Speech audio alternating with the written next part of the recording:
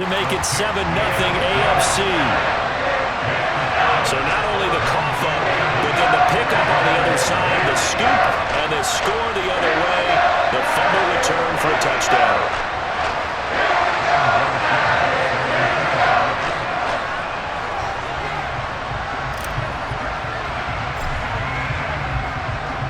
And you can bet they're preaching two hands on the ball here as the kick's away following that fumble return.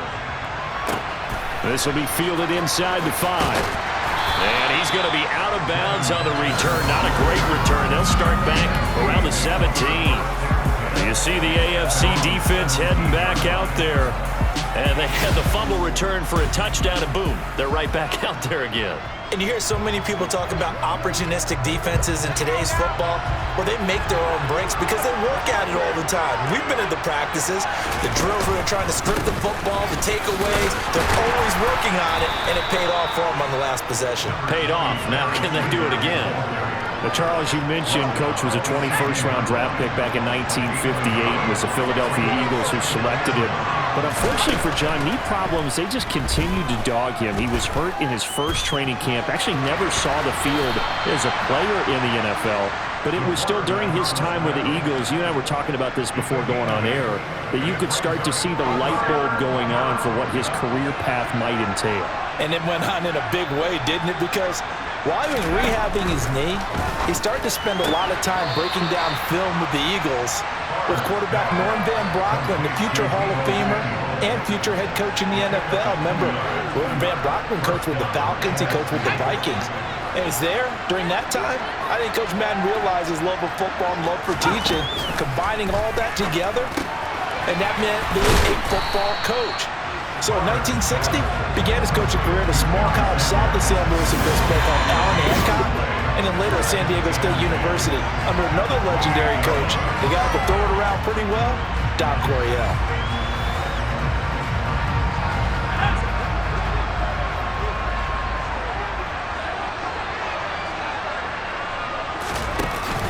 It's a second down run with Sanders.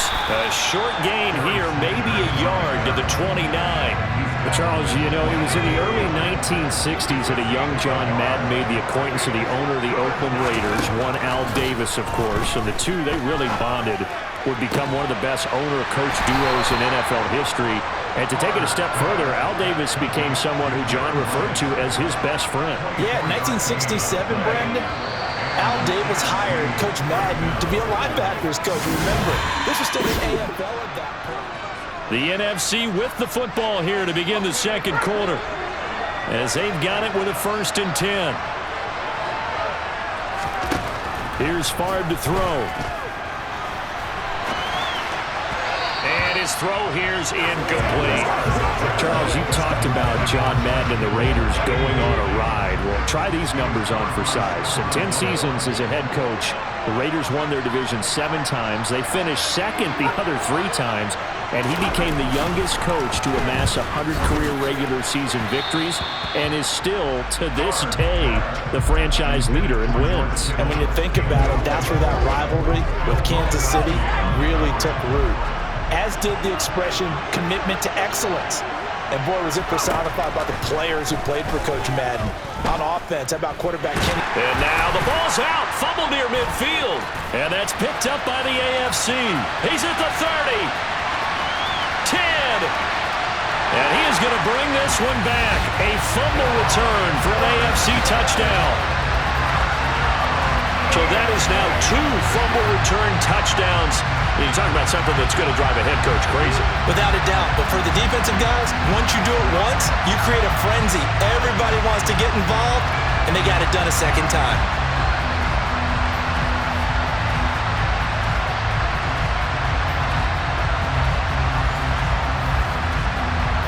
Vinatieri now for the point after.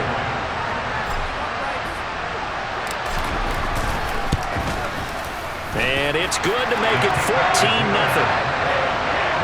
The scoop and score, always an exciting play in football, and we witnessed it there. Grabbing it off the ground and then rumbling it into the end zone for 6.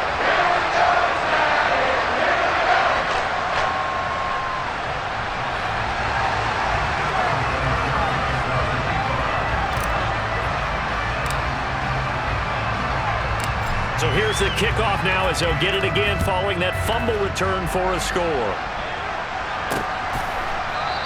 Hester going to decide against a return, and they will spot this at the 25.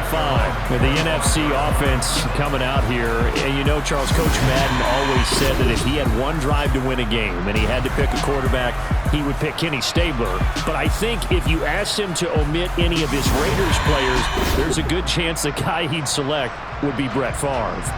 Brett Favre is always smiling. He's always laughing. He's always talking to someone. He remembers that it's a game. And if it's a game, you should have fun. And Brandon, that always reminds me of a great movie line where one of the players was telling a coach, every time I say it's a game, you say it's a business. And every time I say it's a business, you say it's a game. With Coach, it was always a game.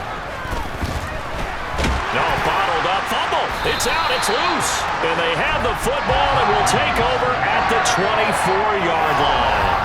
Brandon, that's the third time he's fumbled so far in this game. And, you know, you can make excuses for each and every one of them, but the bottom line is he's got to take care of it better. And now that he's shown a propensity for fumbling it, just think about what the defenders are trying to do. Yeah, well, guys take one fumble, two, oh my goodness, three or more. Wow. Just doesn't make any sense, does it?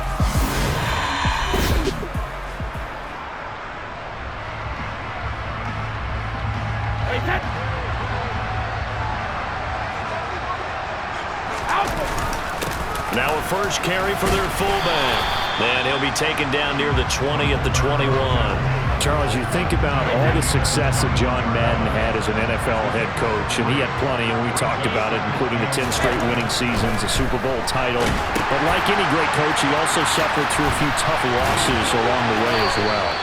And Brandon, those tough losses came in high-stakes games because they always had such great success. Think about it this way.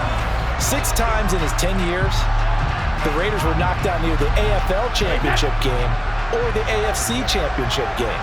But might be a divisional round exit. That's the one that bothered him most of all. Three Rivers Stadium, December 1972. Yes, the Immaculate Reception game. Franco Harris grabbing the ball that was deflected. Almost at his shoe tops, he picked it up and took it in for a game-winning score to give the Steelers a 13-7 victory. And partner, anyone who loves black and silver still doesn't believe that ball hit anyone in black and silver day. Touchdown! Andre Reed from 10 yards out as his guys are able to push that lead out a bit further. Well, I don't think that we're ready yet to say the route is on, but they have certainly looked near flawless here in this first half, and now an extra point away from making it 21-0. Yeah, and your experience led you to say that because we have both seen those 21-0 leads come and go in this league, but this one feels pretty darn secure. And here's the other part. Even when people chip away at it, it forces you into being almost perfect on the other side, doesn't it, in order to try and mount a comeback.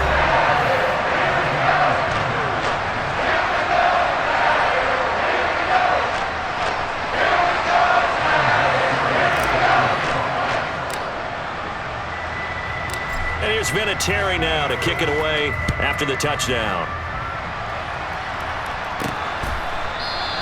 And Hester content to hold on to this one and bring it out to the 25. Now the NFC heading back out.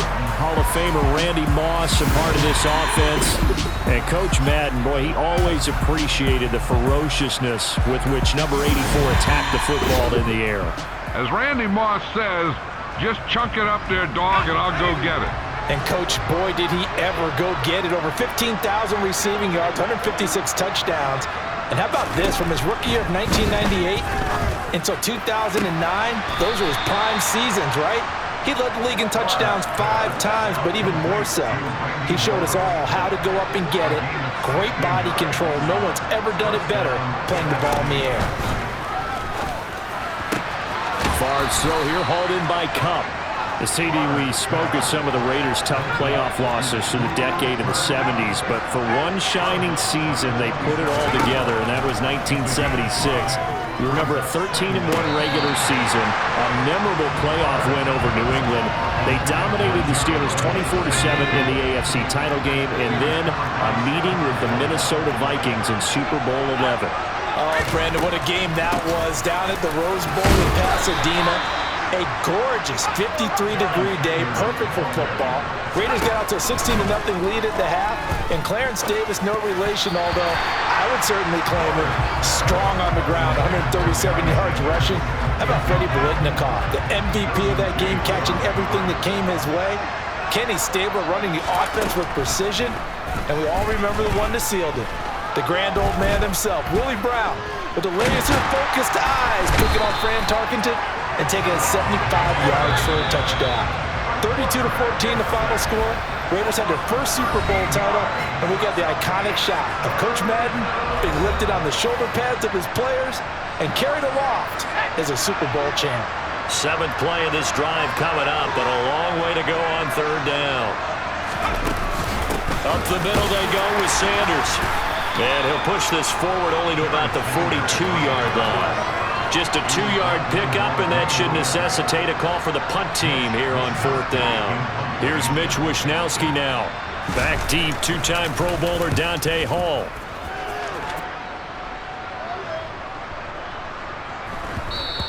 And this is going to hit the goal line and continue on into the end zone for a touchback. Well, the AFC offense heading back out. You know, Charles, Coach really loved to utilize his tight ends in the passing game. You think about Dave Casper, Hall of Famer for those great Raider teams. And I think he saw a lot of Dave Casper in an all-Madden staple, Tony Gonzalez. Tony Gonzalez is the type of tight end I think everyone's looking for. He's a guy that can make some big plays from that tight end position. Let me tell you, you better make sure you have him accounted for on every play. And that's exactly right, because Dave Casper, he could shred defenses down the middle of the field. And that's exactly what Tony Gonzalez did in his entire career. A 14-time Pro Bowl selection. Only Tom Brady has more. There are 6 guys in the 15,000-yard receiving club. He's the only tight end in there. Tony Gonzalez. He's got a man, complete. And with just 1 second remaining in the first half, they'll call the timeout.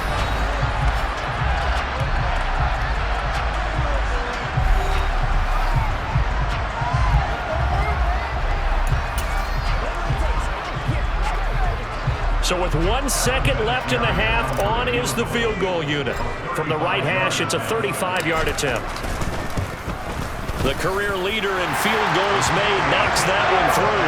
And coming up in the second half, we'll run through John's post-coaching triumphs. But for now, we present a very special tribute to the man of the hour, narrated by Trey Mosley. We now proceed to the start of the second half. Boy, Charles, yeah, that is really well done. Coach was something else, wasn't he? I'm reminded what Al Davis said when he was inducted coach of the Pro Football Hall of Fame, Brandon. He loved the game. He loved taking it right down Broadway. Past the 20. Touchdown. He goes 95 yards to the house on the kick return. And the AFC able to stretch that big lead even further. Well, they're just having fun. I mean, they are clicking on every single cylinder, offense, defense, and here, special teams. And how about the extension of the lead? This one felt a lot like, remember Seattle-Denver Super Bowl 48? Percy Harvin to start the second half. Seattle was already firmly in control.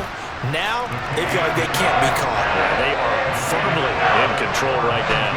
And what a job there by all 11 on the kick return. The blocking excellent, the return excellent. The result, 6 points. So now the other return teams out there as they'll try to duplicate what they just saw. And that'll carry over the back line of the end zone for a touchback. Ready to begin their next drive here, the NFC offense. CD, they certainly know the hole that they face as they begin the second half. They have to do what precious few teams have done in NFL history. That's try to come back from a 4-possession deficit. And partner, you know, as that team gathers, they're saying to each other, you never say never, right? Because if you're on an NFL roster, that's how you have to think. You can always come back and win a ball game. And let's face it, we saw a certain Super Bowl, a 25-point lead late, that wasn't enough to put someone away. But that being said, this task is near impossible. Let's face it. And bottom line is, it officially becomes impossible if this possession is an empty one. So now, Charles, to pick up the story we've been telling, John Madden at 42, he had just completed a 10-year stint as the coach of the Raiders. He wants to step away a bit from nowhere to go here. He lost the football. Offensively lucky they were able to keep the football, but now 4th down, so they'll have to boot it away. I do think, though, they're going to look at this as a positive. 1, they recovered the fumble, so they retained possession. But 2, being able to punt it changes field position for them. Imagine if that turnover takes place there. Now your defense has to go onto the field and try and hold. Instead, they get a little breathing room.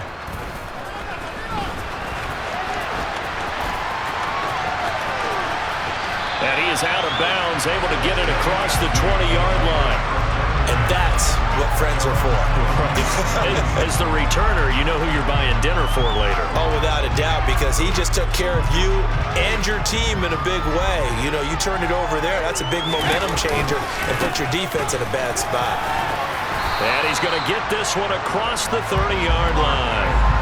A gain of 11 to kick off the drive, and it's a quick 1st down. So for Coach Madden, Charles, by 1981, his broadcasting career is really taking off. He's elevated to the network's #1 booth that calls all the big matchups.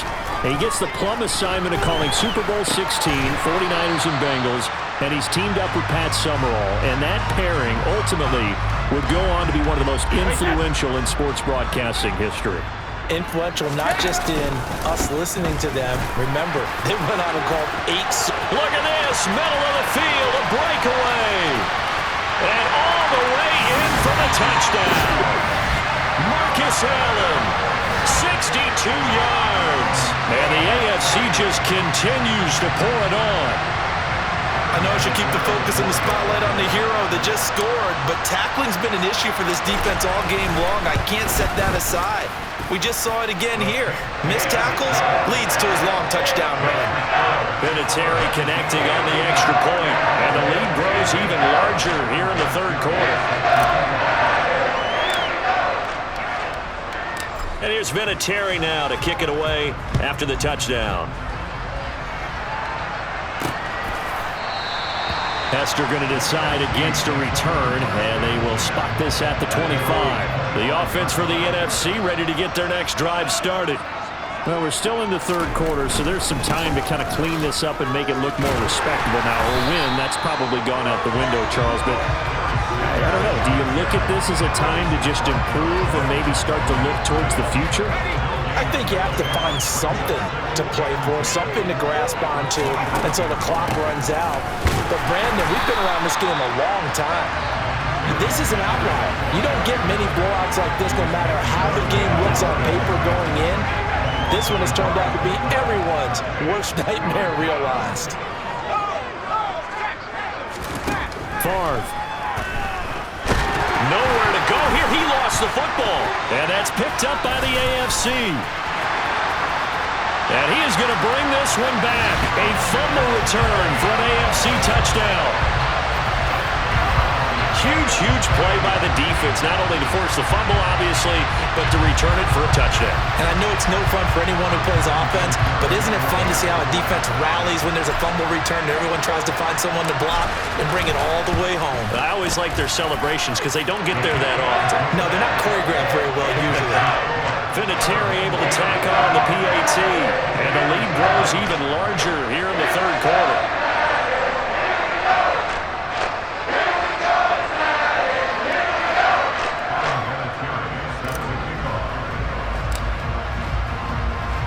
And you can bet they're preaching 2 hands on the ball here as the kick's away following that fumble return. And this will not be returnable. It's out of the back of the end zone for a touchback.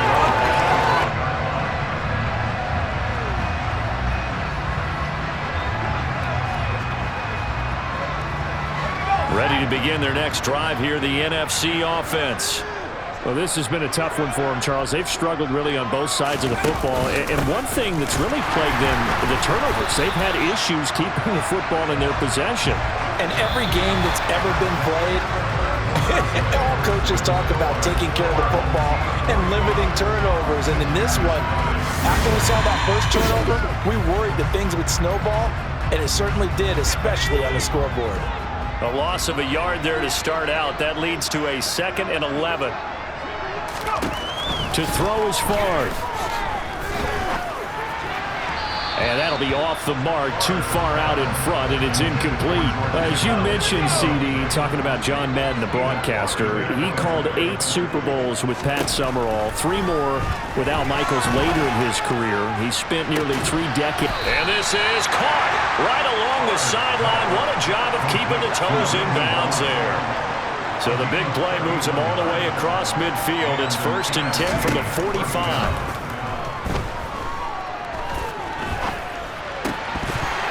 A throw there, but that's going to wind up incomplete. Now, CD, we did get a little ahead of ourselves talking about John Madden, the broadcaster in the 90s and 2000s, because there was another product during that time period that he became quite famous for. It's something that you and I know a little bit about, and that's the video game that bears his name. Originally John Madden Football when it was first released back in the late 1980s, and now known the world over simply as Madden. And Coach saw this originally as a way to teach the game of football. The early designs were for a 7-on-7 game, but he said no chance. He would not sign off on it. He wanted to be as realistic as possible. He told him, call me when it's 11-on-11. And he got his wish. Yeah, after that debut, Madden, the video game, continued to pick up steam through the 90s in a big way. And John himself, many will remember, was a commentator for the series for many years. And now here we are in the 2020s, and this game has sold somewhere in the neighborhood of 150 million copies. And he is going to lose yardage here. It's a loss of a yard there, and now 2nd down. There's no question that coming into this game, this defense was pretty vocal about its desire to take this running back out of his game. And all that pregame wolfing has turned into results. So 2 minutes to play in the John Madden legacy game, and the AFC well in control. And we're back to Oakland after this timeout. Now Favre. Quick throw knocked away. It's incomplete. And that's another play that's painted the picture of this game overall. It's been a blowout. It's been continually fueled by big turnovers and stops for one side and an inability to advance the ball from the other. This defense has not surrendered a touchdown yet. You better believe they're determined not to here on 3rd and goal. And that is caught. Well, they're going to see this one to the end. They get a score, but pretty much an exercise in futility right now. Still down big.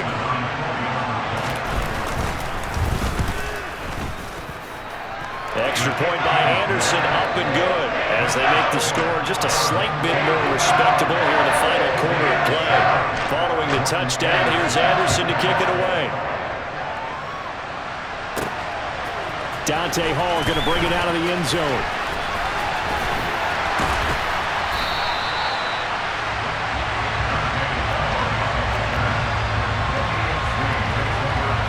The offense for the AFC set to go now.